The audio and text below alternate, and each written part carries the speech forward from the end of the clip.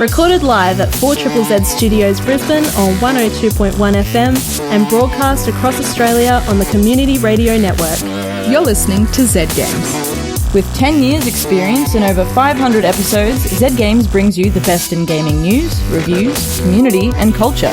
Want to reach out? Message us on Facebook at ZEVGamesAU.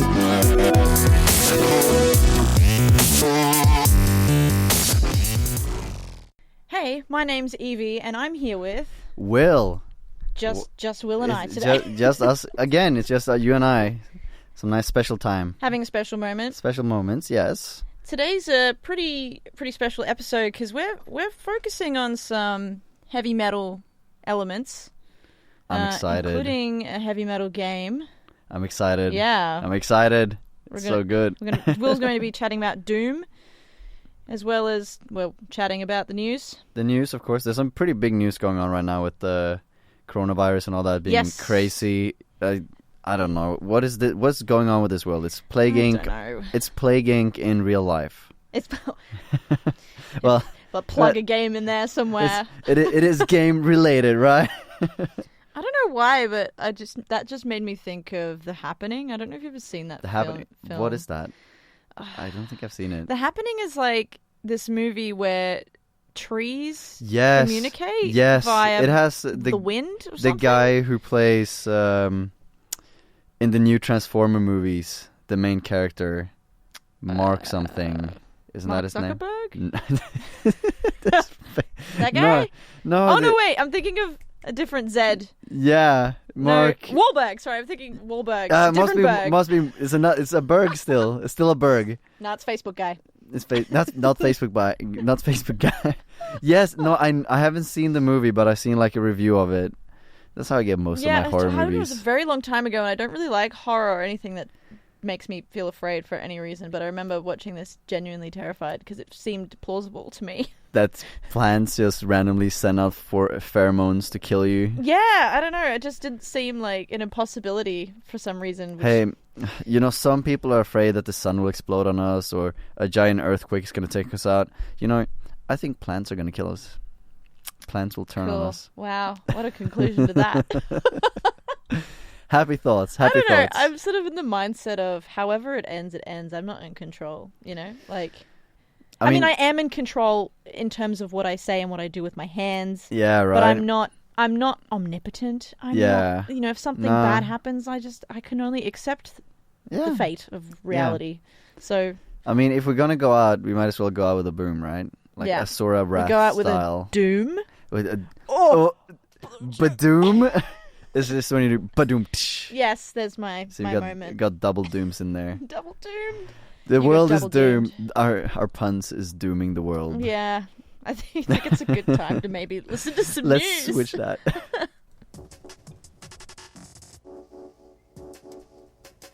This week in gaming news, GDC, which is the largest annual conference for game developers the world over, has announced that the event shall be postponed until the concerns with the coronavirus can be mitigated.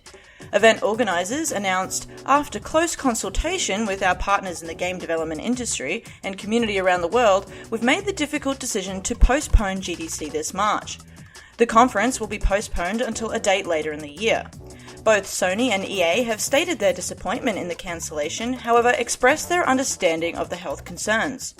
Despite the cancellation, some developers and event runners will be going digital, such as the GDC Awards and the Independent Games Festival, which will be streamed on Twitch on the original dates of the 16th to the 20th of March. Looks like GDC will still run to some capacity in the virtual world. League of Legends developer Riot Games creates their first FPS called Valorant.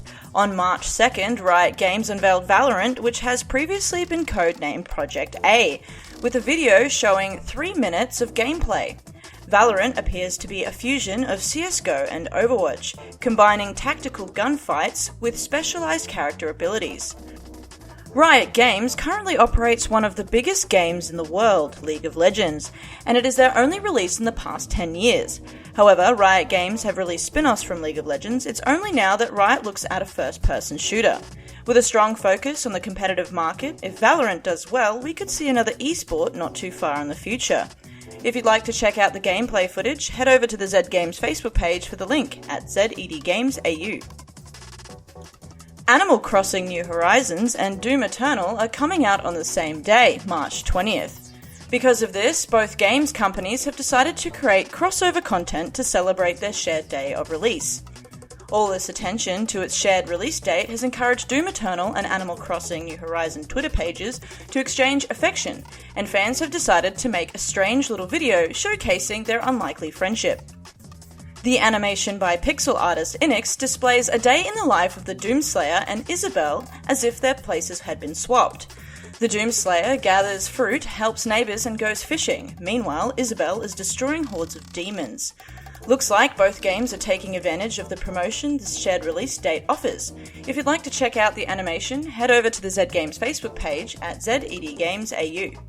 That's all this week in gaming news. Well. Doomslayer. Isabelle. I just checked out the video now while the news was playing, and I relate. It's relatable, huh? I am Isabelle when I'm slaying the demons. Just like a cute little fluffy thing, just mowing down hordes of demons. And just having imagining that's like the smile, like fluffy, nice, just dead eyes kind of smile. Yeah, I'm fluffy and nice even when I'm killing demons. It's just pure enjoyment. We will talk about more on that when the game review, but it's satisfying. I understand her feelings. Yeah. I relate. Because you're reviewing Doom 2016? Yes. Doing a little build up for that. The hype. Got sad stories coming up with that as well, but the sad stories of yeah. hours. Well, I mean, I found the Doom 2016 went on sale recently with 60%. Oh. And I was like, I paid full price, but now it's super cheap. It's sad. But I'm always happy supporting my fellow devs, so. But talking about our fellow devs, GDC being cancelled. Or not cancelled, but postponed. Well, it's cancelled indefinitely at this point. Yeah. I mean, I remember reading that they were going to postpone it until the summer, which in the States is, I guess, winter. Yeah. Us. Yeah, it's Australian winter. So it'd be probably 3 or 4 months away. Yeah. I mean, it's a really big deal. It's a huge deal, and I know plenty of local developers here in Brisbane that will be very upset because some of them are actually speaking and had engagements. Yeah. And it's not a cheap ticket, so... No, being someone who's actually gone to the conference... the ticket is about, we're talking thousands of dollars just to get in. Depends on the level of access that you get. I think the lowest one is $700, and that's for the open to the public one. Right. So if you want the dev part of it, I didn't even do the workshops. I just was able to go to the talks, and that was $1,060, something like that. Wow. Yeah, it's look, people are getting refunded. That's good. I believe people are getting refunded. It said that there will be refunds. Yeah, but then you until the event, again, and then you can purchase again, I guess. But then you still have the plane tickets, hotel rooms being booked. Yeah. It's it's a solid cash you put into it, and as you said, there's a lot of people who feel for people who don't have travel insurance right now. Yeah, I feel really bad for them. Those are the people we're sorry for you, but it's a great experience for both smaller devs to network and get in bit to the industry, and it's having organizations like IGDA who have supportive meetings and stuff to help networking and that kind of stuff, and scholarship applicants are not able to go anymore. It's they lose out on a big opportunity after having put in a lot of work to be able to go. It's really sad. It is sad. But it is what it is, and hopefully we get to see it soon. On the plus side, they're still going to be hosting events via Twitch online. They're going to stream some stuff. So, they'll be there in a virtual sense. Yes, and I also... And also health concerns. The reality is... Yeah. There's a lot of hysteria around this as well. Yeah. So whether the event continued or not may have actually impacted the numbers anyway. Yeah. But... I think it's probably the safest thing to do right now until things can be better under control, or we'll have better understanding of what's happening with this with this virus. Yeah, and I also seen a lot of the devs that were supposed to have talks or were supposed to help network and that kind of stuff have been reaching out to Twitter saying, hey, send me a DM and I'll still do it for you guys. Yeah. So there's a lot of people still helping out. Community's doing great. Gotta stay smiling. Times of crisis, we come together. We gotta keep together. Yeah. Yes. It's great. It's good. Yeah, it's good. And League of Legends with Valorant. Am I saying that right? Valorant. Valorant. I don't. How do you spell that even? It's Valorant. It sounds because Valor, and it sounds very similar to some of the names in League of Legends. So Valorant. That makes sense. Please send us a text explaining the how to say it. Phonetics, is that phonetics? What yeah, send us a phonetics text to see if we're doing it right, please. Yeah. I'm just happy to see that the chicken that is Riot Game has finally let their chickens out to peck at the seeds, so to say. Yeah. I don't know if that's a good analogy. I don't know where you're going with that, but they showed off their eggs or something like that. They're showing off the project. Like these things have been in development for so long, and Project A is officially Valorant now. Well, I mean, it looks cool. It looks nice, but it looks really cool. But at the same time, I'm also a bit like, I'm not really a Counter-Strike person. Yeah. I find a lot of that playstyle quite janky for me. Like, it's too stiff. It's too stiff for me. But look, it's not for everyone. But no. I am an Overwatch person, so and maybe... I don't know, it's kind of, to me, it looks kind of bland. Like, you think? I see the possibilities. It can be a really cool game. Do you feel that, like, aesthetically it pulls from Fortnite?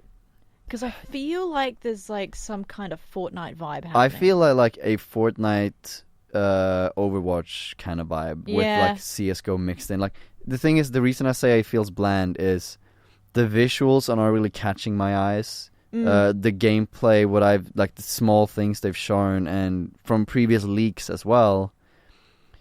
It feels like a version of Overwatch that nobody really asked for. Right. Which is like Overwatch watered down to be more like CSGO.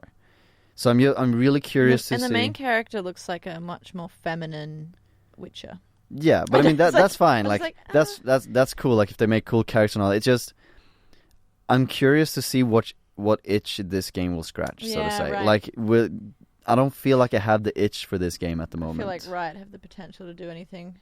Yeah, I mean, we're talking about a game that's been in development for a very, very long time. And I also think that, they don't need money as a company. So this would be a passion project for them, for sure. So we'll see. We'll see how it all turns out. We're hoping for the best. Yeah.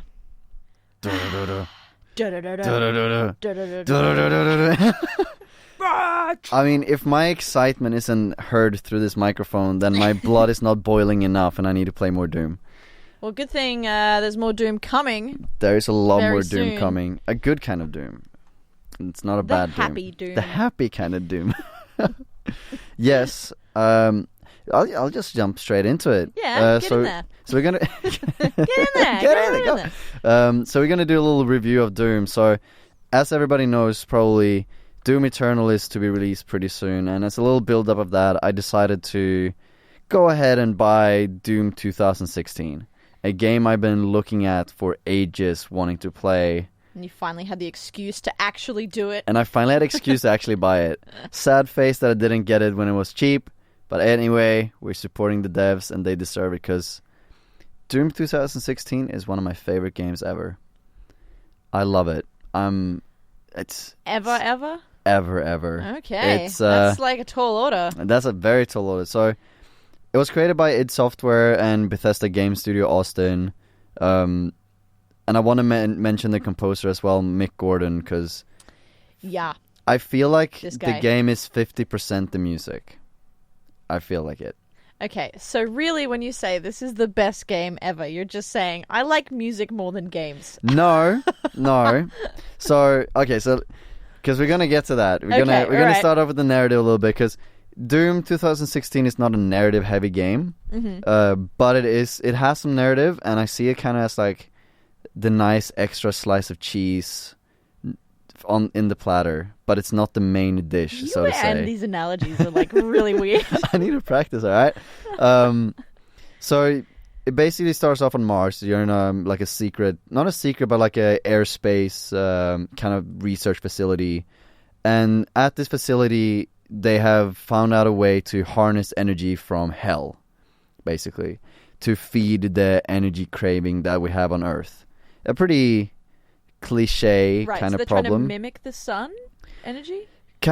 See it more as, like instead of it being the sun, it's hell. Like it's literally an alternate dimension where they're sucking devilish energy from and create that into new energy. I think they call it like argent energy or something like that. Sounds like me when someone wakes me up earlier than like... sucking your energy. Yeah. And this has allowed them to also teleport between dimensions. We only know about the human dimension and the hell dimension so far. And this also allowed them to travel between dimensions, where they then travel to hell, capture a bunch of demons, find relic, ruins, and they find the sarcophagus. How do you say that? You said it perfectly. Perfect, yeah. Sarcophagus, of the Doomslayer. Right. And his armor. And short, the Doomslayer was a dude back in the time. Something happened. He got really mad at the demon lords and just went on a rampage. They managed to capture him by tricking him somehow after he slayed their greatest champion. And he's a total badass, basically. Nothing can stop him. They couldn't even kill him. They had to seal him away. So is this like Doomslayer some kind of... So he's supernatural to an extent? In a weird way. It's like he looks like a human in all the ways, but... Like in terms of arms, legs, head? Yeah, he looks human. And then one of the scientists at this research facility makes a pact with the demons and release them and open up a portal between hell and earth so they can range freely. The research is like, this'll end well. Yeah, she got, I don't know, she decides she gets something out of it. She's like, oh well, I'm not going to spoil what, but yeah, she gets something out of it. She gets a free, like, cool. I'll tell you after. I don't want to spoil it for you guys. Right. But yeah, so Dr. Samuel Hayden, which is like the main antagonist / somewhat kind of dude telling you where to go and do. Mm-hmm. He's your pimp, basically. Cool. Yeah. Wakes up the Doomslayer, and the Doomslayer does what the Doomslayer does best. Slays demons. He slays Doom? He slays demons. Oh, okay, sorry. Well, Doom. I guess you can call him that as well. Slaying Doom. So why I love this game, it takes what the original game had so well, which was its superb first-person shooter mechanics. Mm-hmm. It takes that and it focuses in on that. Right. Making the guns feel amazing to use. Laying out the gameplay and mechanics to focus around that, which is a lot about movement, having enemies to dodge, enemies to that different abilities that you have to handle in different ways. Yep. And also really cool because Doom is a lot about having a lot of different weapons for each scenario. Right. And with some of the old, they also added in some new spices with, for example, the new, every weapon has 2 different modifications you can do to it, which basically makes it better in different scenarios. It's sort of like semi-automatic or like that sort of adjustments. Okay. Yeah, so like take the tactical shotgun for example. So with that 2 different mods, you can either use it as like a make it fully automatic for a full mag, right? Or you can make it into a secondary grenade launcher. What? Okay. Yeah, so it's a bit different. See this flamethrower? It can also shoot ice. Like, that's kind of a plasma rifle. But anyway, with a lot of different guns, you also get a lot of different enemies. A lot of the old ones from the old games, making it feel very nostalgic. But you also get some new enemies with new interesting abilities, like one that can spawn enemies, that flies around the level a lot, and also throws like long range, heavy damage projectiles at you. Okay. Which makes it like, because every enemy is unique, it fills a different role in the enemy composition you're against. It makes it so you not only have to choose the weapon with the right mod for the situation, which you'll always have one that works at some point. Right. You also have to think about the way you move, which enemy do you attack first, and how do you like run and do pickups and that kind of stuff? Like, do you want to use one of the pickups right away, or do you want to save it a little bit? Okay, so this is sort of like looking at different weapons are much more effective on certain types of enemies. Yeah, so yeah, and I believe also that different enemies do have like a damage boost from certain weapons. If you do like a little because you get every time you meet a new demon, you get like new knowledge of them, and it will say like what they're weak or strong against. Is that just any enemy or like bosses? All of the enemies. Okay, all right. That's and I think bosses as well on that, because bosses are actually just considered normal enemies. So they're just like slightly. They're just very strong enemies. Okay, well, it's still like a boss. Yeah. But it's really interesting. And then they also added in to boost that movement, which in the original games you didn't have like the 3D controller really. It was like all on the 2D plane. For this, they also added in like platforming and jumping and grabbing ledges and all that to make the movement like more Quake-like, which fits in really nice. And how does that feel? Does it feel sort of strange to have that sort of element in there? Or? No, it feels really nice, because what happens a lot is not only are you running around playing tactically, but it also feels really good and you feel really skilled when you move around. You're engaging with that environment more. Exactly, because you're like jumping up to a platform and then you're jumping and doing a side strafe while shooting an enemy, and you just feel like a pro player while playing. And that's something Doom does really well. Makes you feel like a pro. Yes, no matter what difficulty you play Demon Slaying Pro. No matter what difficulty you play on, it is always challenging, but at the same time there is like a element of I feel good at doing this, like it's not hard. All right, well, explain to me how the music is 50% of this then. Yes, so Mick Gordon's beautiful soundtrack. I'm just gonna explain from the point of you go into a room and you know it's quite like between the levels it's quite quiet, and then you go into a room and you see one of the like little things that you have to interact with to spawn all the enemies, right? And you just hear the doo-doo-doo-doo, doo-doo-doo-doo, and then you rip it out and the music just explodes. And the way he has created the soundtrack, it really like fits in with the movement and with the way you shoot. So it's almost like when you shoot, it's like you drum. It's like you hit a drum when you shoot. So it's like bang sort of feeling. Yeah, it feels like the whole like a hi-hat or something. Yeah, not like the whole no, but like a kick drum or something. Exactly. Okay. So this sound of the weapons and the way the soundtrack is created, in a weird way, it feels like the shooting is a part of the soundtrack. Right, okay, that's really cool. Yeah, so even though it's not one of those like that it's evolving with the music, but the way the music is played makes it feel like you're playing the music while killing demons. That's my way of looking at it. What a world we live in. I mean, it's and Mick Gordon is renowned for being the master of this kind of thing, so yeah, you can't really go wrong, can you? His music really makes my blood boil when I play. He's also the composer for Doom Eternal, so looking forward to that. Yeah, yes. And Doom Eternal, and you know, I'm so pumped for Doom. Yeah. For you, so you can play it. Oh, thank you. Oh. I'm not much of a gore person, but I feel like what you're trying to say is that like Doom sort of is more about a feeling of how you feel moving like you're a god, basically. Like yeah, it is a power fantasy on all levels. Okay, so that's the word I was looking for. It is a power fantasy, and I think it's kind of what the itch like scratched on my back was just that. Mm-hmm. You are in full control of everything. The demons are not a challenge. The demons are an obstacle, and you will get over every obstacle because you are the boss, basically. Right. Well, that's cool. And it's kind of like you're a train, and you're gonna move forward no matter what. And I think that did you find it boring for any of those reasons, or not really? Like that's where it goes back to it being on the FPS scene of it, where because they focus so much on that, the gameplay is really refreshing and easy. Like, it's a simple concept that just feels good repeating. Right, okay, and so it's not that it's too difficult or too boring or... No, it's a simple mechanic that just is satisfying to do. And I reckon, yeah, sure, if you play... It has very good replayability. And if you play like 600 hours of it, which some people have done, it could start getting boring.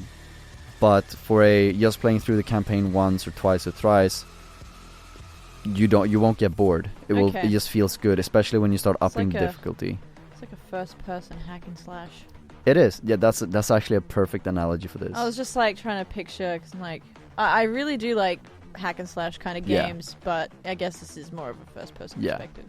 So that's awesome. Yeah. So overall with the game, it's in my head, 10 out of 10 experience. A perfect game if you just want to jump in, slay some demons, just get your rage out. Get the blood boiling. Where did you get Doom from? So this is from Steam, no? Yes, so Doom actually exists on Steam, Switch. Switch? It exists on the Switch. That's PS4 and Xbox. Okay, cool. It's pretty much everywhere. That is pretty much everywhere. You don't have an excuse. Try it out. Try Doom Eternal. Let's get this rock going. Man, I've got some exciting news. I was trying to say something, but no, I failed. Abort mission. Abort mission. I can see your brain ticking away, and then like the pause, and I'm like looking at you like, is he going to say anything? Only the strong will survive. Oh, that's what you're going to say. Yes. Okay, beautiful singing. Muted. Tell us, Evie. It only just dropped. Thank you for pointing this out to me, because I didn't even know, and I'm like the biggest Halo fan. Combat Evolve was sneak dropped, as you said earlier. Sneak dropped Halo Combat Evolved on the Master Chief Collection. That happened. That was just like, I kind of love when this happens, when you're just like, happy news. Halo Combat Evolved is now on Steam. One of the most anticipated games of the year for me. It was for me too, and I actually had intended in my mind for this game to come out later in the year, is what I was thinking, because I'm like, there's been so many delays with things, yada yada yada.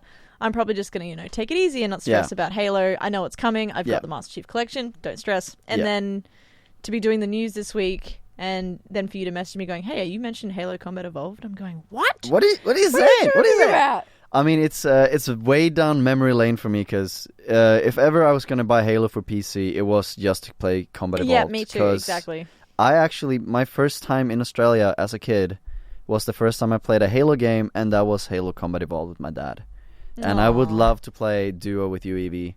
Like, gotta get that going. Yeah, the multiplayer stuff was awesome. I'm very excited. Actually, I'm going to play something now, which is a little bit... It's the audio from the trailer for the Halo Combat Evolved anniversary. Ooh. So you can have a listen. It is available now. Here we go. Cortana, all I need to know is, did we lose them? I think we both know the answer to that. We made a blind jump. How did they... Get here first? The Covenant ships have always been faster. As for tracking us all the way from Reach, at light speed my maneuvering options were limited. We were running dark, yes? Until we decelerated, no one could have missed the hole we tore in subspace. They were waiting for us on the far side of the planet. And in about 90 seconds, they'll be all over us. Well, that's it then. Bring the ship back up to Combat Alert Alpha. I want everyone at their stations. Everyone, sir? Everyone. And Cortana, let's give our old friends a warm welcome. I've already begun.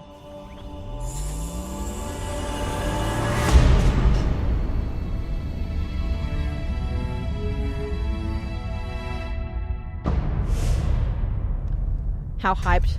I'm so hyped. You might be faster than us, but you cannot outrun Master Chief. That's right. I mean, I can't be the only one, like, playing Combat Evolved for the first time and seeing the little grunt guys, like, these little, they're like the weakest little characters, right? And they... And like that? Yeah. I feel bad for them, but so they have, like, all they have is a pistol and a grenade and some fear. And fear. Lots of fear. Because actually a fun thing you can do, if you walk up behind one of them, you can scare them and they will just run away from you. Yes, I've done that many times. When I saw that the first time playing the game as a kid, my brain just went boom. I just think it's probably one of the cutest things to be able to scare them. Yeah, because I guess in a lot of FPS games and games that involve sort of like King of the Hill sort of feelings, right? Yeah. And especially in a campaign, to have the ability to be this cool badass that is actually scary enough for other NPCs. You know, like I think that's fun. Yeah, but it feels a bit cruel as well, because I do feel bad for him when you scare him and then you gotta massacre. Or then them. You throw a plasma grenade which sticks to them and then they run on. Yeah, see, that's fun. I mean, I think that's what made like Combat Evolved such a good game as well. It's like, because those small little things make for such interesting gameplay. It does. It's like, it's the small things that matter. I also remember, like, the first-person shooter I ever played was Halo Combat Evolved, and I've never been particularly good at shooting and hitting things. Yeah. I'm much better now because I became weirdly obsessed with Overwatch, but they sort of have this way, the developers, Bungie, have this way of making it feel like you're a god when you're not, like, which is similar to Doom in that aspect, I suppose, which is that you can't really kill anything, you're not very good at aiming, but it's quite easy, the mechanic to aim, like to be able to move and shoot, and you have the shield system as well, which and is they got better at that as more Halos progress, exactly. So. And I mean, it's kind of like, as you say, it's somehow they managed to find this really good formula with the health regeneration or the shield regeneration, the health and I can't even do the sound properly. And they also made the AI in that game is very interesting. I don't have a lot to talk about it because it was a while since I researched Cortana? it. Oh, I was actually talking about the actual AI with the Covenant. Sorry. But no, they made some very interesting design choices in that game. And if you're interested in AI and all that kind of stuff, that's a game to look into, and the way they handled that. Okay. From my devs out there, if you're curious about things. Is that your dev voice? No, that was a bit too nerdy for being my dev voice. Hello. My apologies to all the devs out there who are offended by this nerdy voice. Hey, we're all nerds here. Gotta be proud. Sorry, I'm just like contemplating my schedule and when I can play Combat Evolved now. See, it's thrown my schedule off track, you see, because of like, okay, I'm looking at Pokemon Mystery Dungeon. I'm looking at all the games that I've got lined up. Yeah. You know, I got to put some more hours in a couple of them here and there. And then Combat Evolved's come out and I'm like, oh, now what? Well, what I kind of, the way my schedule's kind of looking right now is Combat Evolved every single day until I finish the campaign, starting tomorrow. That's just how it is. Okay. Fair enough. It's just, we gotta accept it. You have to finish the campaign to play multiplayer, don't you? No, you don't. No, you don't. I'm looking to play the multiplayer, like the campaign multiplayer. That's the only thing that I'm really interested in. Most people are really hyped for Halo 2. Yes. Which is weird because for me, I honestly feel more nostalgic towards Combat Evolved. Yeah. I think I'm more like attached to that story. Yeah, well, I mean, Halo Combat Evolved I played through once with my dad, and Halo 2 I played through probably hundreds of times with my friends. I played through both those games a lot. Yeah. I'm actually curious, because Halo 1 was a very popular game. Halo 2, I believe, was even more popular. Please let us know what game you prefer in the Halo series. I'm very curious to see what game would be the most popular. Send us a PM. Send a DM. A DM, PM. Send a message to at ZED Games AU, or you can text us in at 4ZZZ on 0420626733. Yeah, I want to know. Yeah, and also if you have any cool game. Yeah, also if you have any cool story from there, I would love to read that. Actually, I think Halo, because I was quite young, was my older brother / my only brother. Older brother? Only brother. He played Halo Combat Evolved and Halo 2 on Xbox, and he played it on Legendary. Ooh. And I remember the most I could play it was normal, because it was just, I'm just not very good. I wasn't very good at playing, and I didn't have the patience to attempt things many times. Yeah. I was a bit of a difficult child. Anyway, I would watch my brother play, and I think watching him play actually started my love of watching games and watching people play games. Yeah.